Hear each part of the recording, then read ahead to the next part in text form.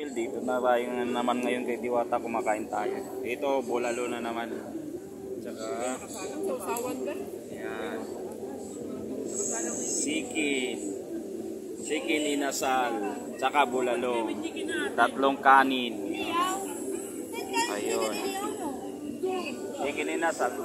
Inasal. Inasal na lang sa akin. Isang chicken inasal. Dami nakapila mga ka-travel. Kikita nyo naman mga travel.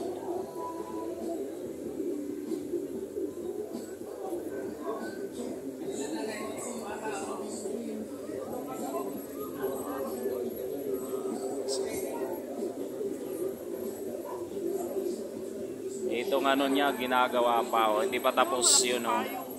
At saka may malaking payong. Nandito kami ngayon sa silong na malaking payong. Yan o mga travel. Yun. Siyempre, kakain kami na. Yun o. Yun o.